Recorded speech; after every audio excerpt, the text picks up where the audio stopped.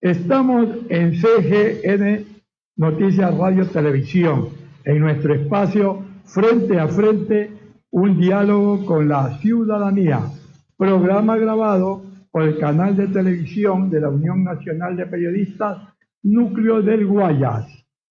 Bueno, ayer fue una fecha muy recordatoria, nefasta la llamo yo, porque se recordó la matanza, el asesinato de los obreros que salieron a las calles a protestar por una serie de irregularidades en el gobierno del presidente Tamayo. Es algo verdaderamente calamitoso, la gente fue asesinada, murieron hombres, mujeres y niños. Por esta fecha se recordó este hecho con algunos actos sumamente importantes.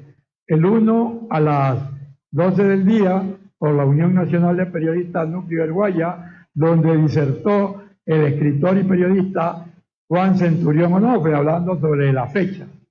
Y la otra se hizo en el Banco Central del Ecuador, que ahora es CFM, organizado por el movimiento 15 de noviembre, donde se entregaron preseas sumamente importantes, entre ellas a un gran líder de la educación, que es el don Manuel Antón. ¿Qué te parece respecto a esto que se hizo el día de ayer, Richard? Pues en realidad, como ya habíamos comentado en días anteriores, el 15 de noviembre de 1922 es una fecha insigne para el movimiento social, el movimiento sindical, popular, para los trabajadores y trabajadoras del país, porque es la fecha en que por primera vez en la historia del Ecuador se hacen presente con justas y de justicia reclamaciones los trabajadores.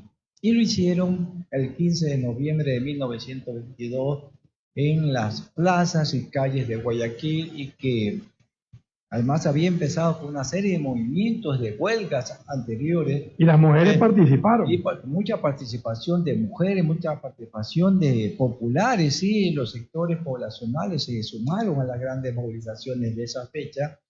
Y pues sector pudiente de las élites económicas, políticas del país, atemorizado frente a tal movilización, convocatoria y el control inclusive que hicieron de la ciudad, los trabajadores demostraron una capacidad de organización y de control político y hasta militar, pues se confabuló con el Ejército Nacional y el presidente de turno de aquel entonces, José Luis Plaza Tamayo, y arremetieron a fuego, ¿no? En las diversas calles y esquinas del centro de la ciudad de aquel entonces.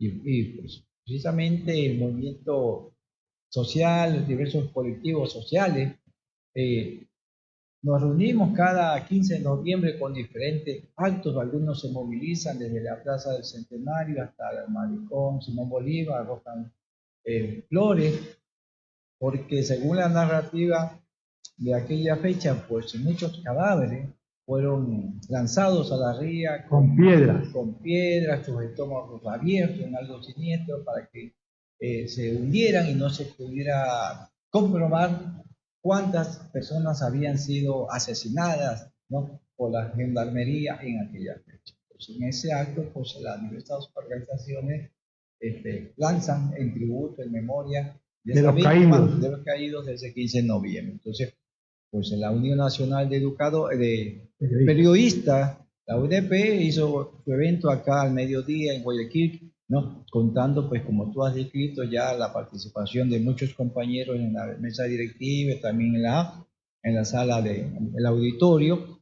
también un colectivo de organizaciones sociales con el Frente Unitario en la coordinación.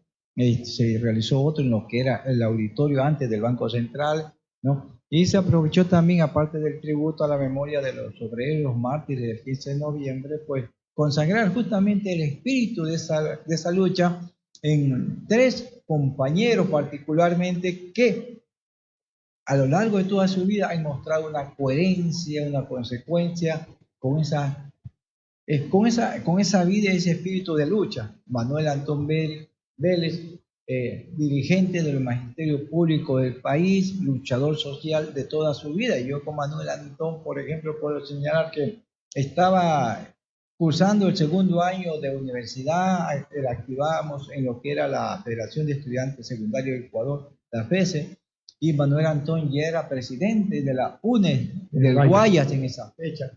Nos reuníamos en la escuelita esa vieja que Ricaurte, la escuela Ricaurte, ahí de la calle García Moreno y Colón.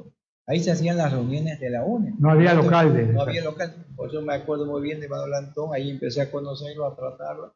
Y también pues de la compañera, otra homenajeada por su trayectoria de lucha, es la abogada Marianela Rodríguez León, histórica dirigente de los trabajadores y trabajadoras del sector de la salud en el sector público, y también al compañero licenciado José Zambrano Quiguala, desde el magisterio en ese tiempo de EMA, de los ecuadores municipales asociados. Así es, ¿no? En ese tiempo la municipalidad manejaba, administraba escuelas, entonces fue dirigente y también fue consecuente con eso. Y también hay que decirlo al compañero Raúl Chamuca, que también ha tenido una trayectoria significativa. Sobre todo en las movilizaciones. Así es, entonces acordó el colectivo de organizaciones sociales, más de 15 organizaciones sociales, homenajear como el espíritu de 15 de noviembre a los 4 compañeros, ¿verdad? Y para que una concurrencia bastante significativa, aceptable en estos tiempos de crisis, de pandemia y de toda, indudablemente lo que hay que reconocer, una dispersión del movimiento social y popular en el país, pero que es importante que al menos esta fecha que hay que recordarle, y además hay que exigir que a los mártires, a aquellas personas que fueron masacradas ese 15 de noviembre de 1922, un resarcimiento, una reparación de su memoria en términos históricos por parte del Estado, porque a la larga fueron tildados de delincuentes, de asaltantes. Pero no nos vayamos muy lejos. Miren lo que pasó en octubre. Decían que una ola de Estado habían terminado la ciudad de Quito, la habían exterminado, la habían dañado a las calles de Quito. Y no era verdad. Eran luchadores sociales que estaban protestando por lo que no se había conseguido. O sea, lo mismo que pasó el 15 de noviembre de 1922, pasó en octubre del año pasado. Y los estaban calificando como desadaptados. Y no es así. Esos elementos eran elementos revolucionarios que estaban protestando por lo que no se estaba llevando a cabo en estos momentos en el país. Así es, o sea, como decía Miguel Hernández, a veces toca redireccionar, ¿no?, el viento, ir contra las narrativas oficiales normalizadas de los sectores económicos, que ellos cuentan su historia a su manera y lo hacen como dominan los medios, ¿no? La estrategia mediática es contar las cosas de manera diferente, de manera sesgada, ¿no? Como a ellos les conviene. Como a ellos les conviene. Entonces tenemos que, justamente lo que tú señalas, Carlitos, que lo que aconteció como movimiento social, el movimiento indígena, popular, estudiantil y popular de Quito en octubre de 2019, que paralizó también medio país, que acorraló a ese gobierno nefasto presidido por Lenín Moreno. Entonces la oligarquía nos habla ahora que destruyeron Quito. Y así hacen la historia. Y así dice, destruyeron Quito. Y uno se pregunta, ¿qué destrucción significa? Tumbar un edificio, asaltar un banco, qué sé yo, eso será la destrucción. No destruyeron nada. En modo alguno, no. Más bien encontró la solidaridad del pueblo quiteño, de los estudiantes, de los sectores poblacionales que se sumaron a la justa protesta social de decirle no al incremento del costo de la gasolina que había decretado este gobierno miserable de Lenín Moreno. Entonces, frente a eso se levantó el clamor popular, y no solamente en Quito, en Guayaquil, en Cuenca, en fin. En algunos lugares. Entonces, pues no se dice, Quito se paralizó, porque claro, en Quito, la capital, se concentró el grueso de las movilizaciones sociales, indígenas, populares, y el gobierno de Lenín Moreno salió corriendo primero a Guayaquil y luego tuvo que volver para un diálogo televisado, lo que no pudo ahora, como un condicionamiento de los sectores sociales para que todo el país se pudiera enterar de lo que se iba a conversar y a plantear. Y a efecto de eso, pues se logró la derogatoria del alza del costo de combustible, ¿verdad? Entonces, pero la historia dice, la cuentan los vencedores. No estamos vencidos, dirían los movimientos sociales, y creo que es así. Pero ellos siguen manejando los medios y hay que reconstruir la narrativa histórica de todo el sector social y popular, ¿no? Ahora, no nos olvidemos algo, Richard, que si siguen las cosas así con el gobierno del señor Guillermo Lasso, pueden haber nuevos movimientos sociales y va a salir la gente a protestar, porque se está hablando de la subida del combustible. Entonces, cada mes sube el combustible. Y también, no nos olvidemos de algo, ya hablan de la subida del pasaje de 45 y 50 centavos. El pueblo ya no aguanta más otro paquetazo. La subida del pasaje es completamente fatal para los ciudadanos de este país. La gente no va a aguantar más y va a haber un pequeño estallido social que va a poner en jaque al señor presidente Guillermo Lasso. No, pues la estadística del propio Instituto de Estadísticas del Ecuador, el INEC, dice que cerca de 6 millones de ecuatorianos, de familias ecuatorianas, viven apenas con $84 al mes. La canasta básica cuesta $711, $725. Imagínense la dimensión del problema. Y lo más crítico, todavía que hay una extrema pobreza creciente donde definida justamente por el nivel de ingresos. Familias que apenas alcanzan a cubrir sus necesidades con $44 por mes. Esa es la situación del país. Entonces, pensar en que se va a seguir incrementando el costo del combustible, el costo del pasaje, viene con eso el alza de los víveres, de los comestibles. Entonces, eso es insoportable. Nadie va a aguantar. Eso no puede ser la política de un gobierno que se considere sensible a la problemática del país.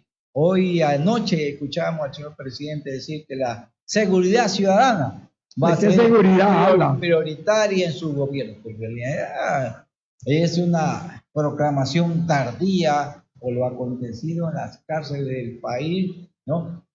Realmente que demuestra que, como lo dicen los propios medios, la inacción del Estado. El Estado no está protegiendo la vida, la seguridad de las personas que han estado bajo su custodia, ¿no? Y ha acontecido lo que ven en un año desde el anterior hasta la fecha. No ha pasado nada. Han muerto casi 400 personas en las cárceles del país. Y siguen muriendo. Y el nivel de violencia que hemos visto los ecuatorianos por las redes sociales realmente es inaudito.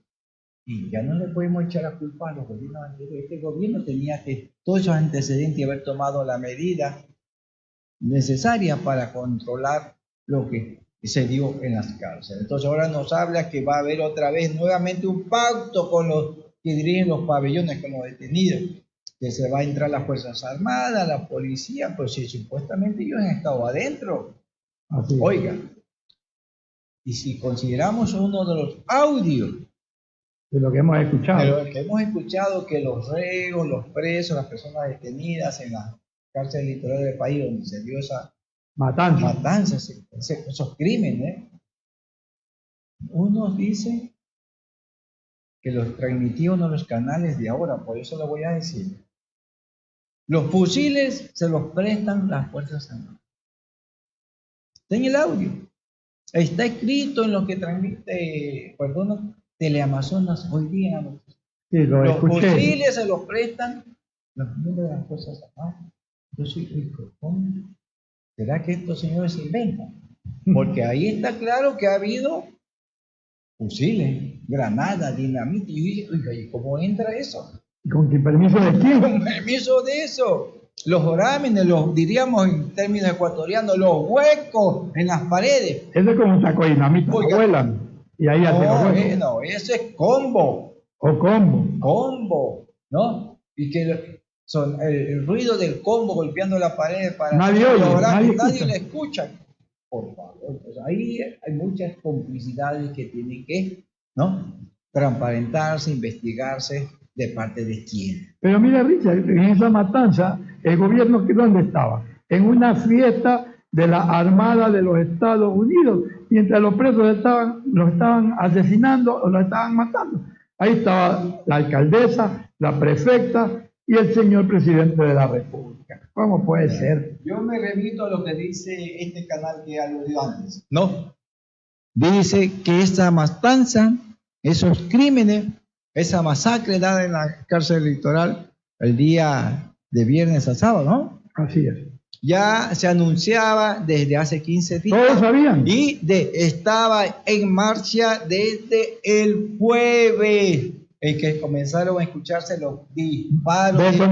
Detonaciones, disparos de fusilería. Imagínense. ¿Ah? Y la inacción del sistema de seguridad carcelaria. Correcto.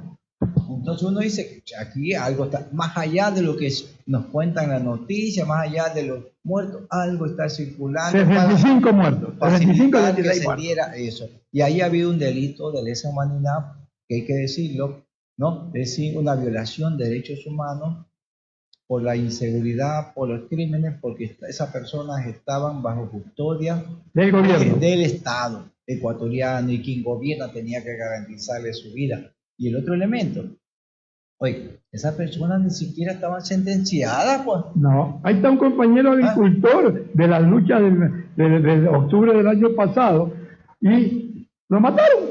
Y otro elemento que realmente llama la atención, ojo, que uno de los líderes de la pandilla había sido llevado y estaba internado, por decir, en el pabellón 2, donde fue el objeto de la matanza. Así es. ¿Qué hacía ese señor ahí? Sí, ¿Por qué lo llevaron? En el pabellón 2 están personas, como dice la jerga carcelaria judicial, en tránsito, es transitorio, personas que no están juzgadas, personas que esperan sentencia, personas de delitos menores y una persona con altos niveles, ¿no?, de peligrosidad.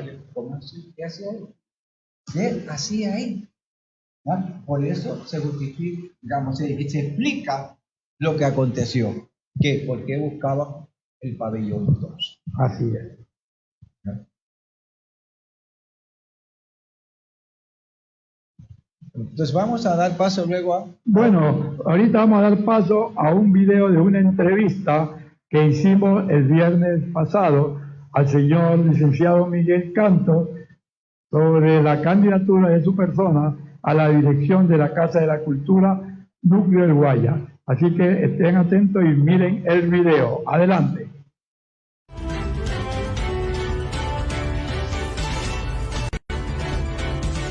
Estamos en CGN Noticias, Radio y Televisión, programa grabado por el canal de televisión de la Unión Nacional de Periodistas Núcleo del Guaya. Estamos con el candidato a la dirección de la Casa de la Cultura, licenciado Miguel Canto. Muy buenas tardes, Miguel, bienvenido a nuestro programa Frente a Frente, un diálogo con la ciudadanía. ¿Cuáles son sus propuestas para la campaña? ¿Qué está haciendo para ocupar la dignidad de la dirección de la Casa de la Cultura? Bueno, muchas gracias por la invitación, licenciado, muy amable de tu parte. Gracias a todos quienes nos están viendo desde las plataformas digitales. Para nosotros creemos fundamentalmente que el papel de la Casa de la Cultura debe estar vinculado con la recuperación de la tradición y la memoria histórica de la provincia de Guayas. Debe articularse un plan y un nuevo modelo de gestión que responda a las necesidades actuales del entorno cultural en la provincia de Guayas, que responda a las necesidades y las reivindicaciones de los derechos de los artistas, de los trabajadores del arte y la cultura, pero que también vaya encadenado con el papel de generar un proceso de promoción, circulación y difusión de la producción cultural hacia la población. Nosotros que respondemos a un trabajo colectivo, a un trabajo mancomunado con varias organizaciones culturales, con varios artistas, creemos fundamentalmente que la Casa de la Cultura tiene que articularse frente a un nuevo modelo de gestión que sea colectivo, que sea mucho más democrático, que sea transparente en su gestión, y creemos que desde ahí se debe generar un proceso que sea muy distinto a todo este pasado confuso y complicado que ha venido teniendo en su gestión, una gestión que no responde a las necesidades actuales. Pero hay una cuestión, Miguel. Yo veo que hay exceso de candidatos. Hay, hasta estos momentos tengo entendido que ya está cerrada las inscripciones. Hay 7 candidatos para la dirección de la Casa de la Cultura. ¿No considera que hay un exceso? Bueno, yo creo que todos tenemos la libertad de poder participar en un proceso electoral de este tipo. Consideramos que está dentro del orden democrático la participación libre y amplia de los diversos sectores culturales. Mas, sin embargo, también es importante, yo creo que analizar ya desde una postura mucho más crítica el momento actual, la coyuntura de la política pública cultural en nuestra ciudad e independiente. Yo creo que también el hecho de que existan 7 candidaturas responde a una fragmentación del entorno cultural en estos últimos años en la ciudad, en la provincia, responde también a otros factores, tal vez intereses que probablemente no respondan a un trabajo colectivo, sino también responda a trabajos o a intenciones personales. Porque hay candidatos más jóvenes, veo de los que están participando ahí, porque el resto ya son más adultos, son más jóvenes todos. Claro. Todos no tienen temor a este enfrentamiento, porque a veces dicen que la juventud todavía no está preparada, que hay que prepararse mejor, etcétera, etcétera.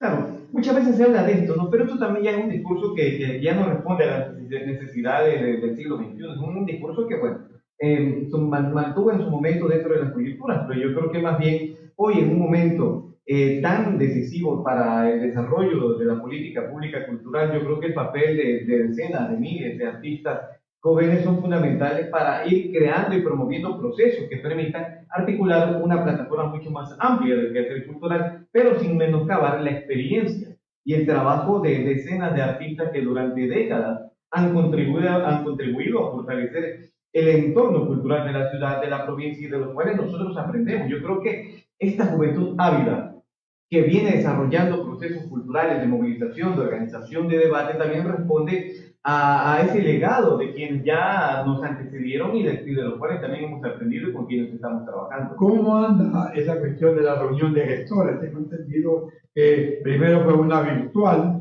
y ahora mañana creo que una presencial. Sí, bueno, el primer encuentro de gestores, de artistas y trabajadores de la cultura responde ya a un proceso colectivo que lo hemos venido trabajando hace más de un año con casi cerca de 20 organizaciones y colectivos culturales de la provincia del Guayas, en la necesidad de poder abrir un abanico de posibilidades para el debate, para la construcción de alternativas frente a las políticas públicas culturales en nuestra provincia. Este encuentro responde al primer encuentro de gestión cultural que lo realizamos a principios de este año, que era el resultado de un análisis, de una criticidad del papel de los artistas que tuvieron durante los primeros meses y el proceso de confinamiento de la pandemia.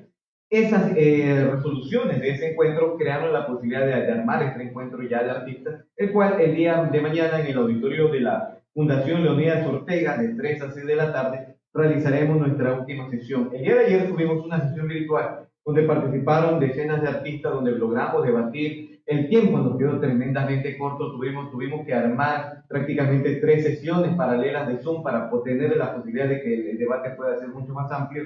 Y de igual manera compartimos las experiencias de algunos artistas y conferencistas que nos acompañaron. El día de mañana nuestra intención es ir construyendo una plataforma que logre articular las necesidades y la problemática de los diversos sectores culturales para, a partir de aquello, ir construyendo alternativas que podemos nosotros ir gestionando en el entorno de las necesidades de las políticas públicas culturales que necesita nuestra ciudad, que necesita fortalecer a muchos de estos sectores.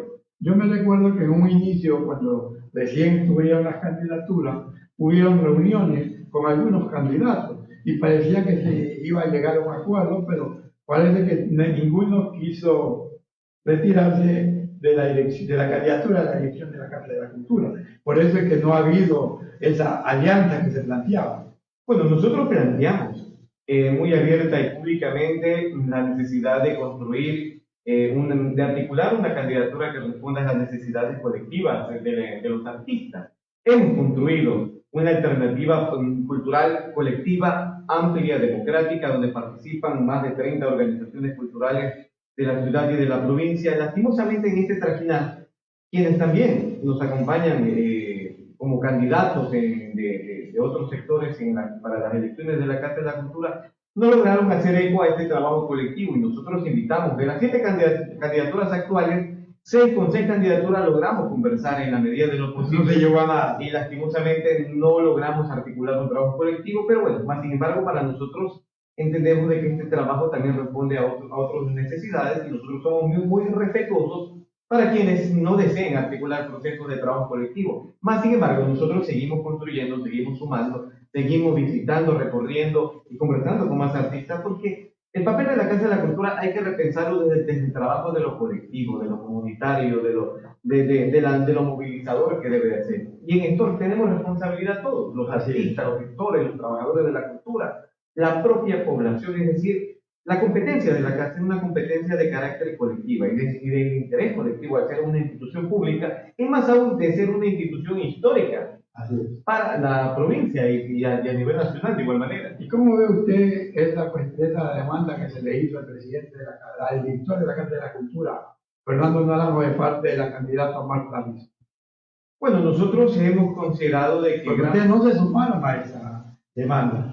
Bueno, nosotros en el momento tomamos una postura con respecto a aquel hecho judicial que se dio. Nosotros veníamos articulando con otros sectores culturales a nivel nacional, lo que determinó que se cristalizara a nivel jurídico y fuera acogido la acción de protección que se dio en la sierra, y lo que permitió que todos los artistas que forman parte del RUAC tengan la libertad de poder votar en las elecciones a nivel nacional. Obviamente que hay que entender que la coyuntura en aquel momento no era en contra solamente del núcleo provincial, sino era en contra de la Dirección Nacional de la Casa de la Cultura, que en aquel momento, mediante el apoyo de muchos de los sectores que buscaron reelegirse, crearon algunas argucias jurídicas legales para que se excluya a los cientos y miles de artistas que formaban parte del RUAC, y que no era solamente una competencia de la provincia del Guayas, sino que era nacional. Y frente a eso,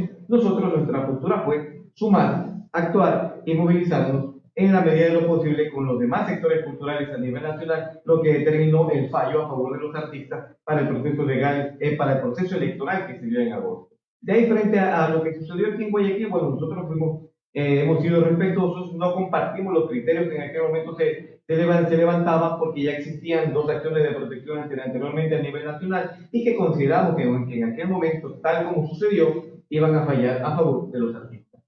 Bueno, Miguel, te agradecemos tu visita y te dejamos con las palabras finales y te deseamos éxito en tu candidatura. Muchas gracias, muy amable a ustedes por permitirnos participar y activar conjuntamente con ustedes para dialogar, y de igual manera la amplitud para poder seguir construyendo una alternativa que genere una participación y una movilización amplia, colectiva y permanente, no para el beneficio de determinados sectores, sino para el beneficio colectivo de toda la población guayacense, para fortalecer el papel de la Casa de la Cultura como un ente articulador en la gestión y en la diversidad de lo que debe ser el desarrollo cultural para la provincia del Guayas. Fue el licenciado Miguel Cantos, candidato a la dirección de la Casa de la Cultura Núcleo de Guayas. Gracias, ya volvemos.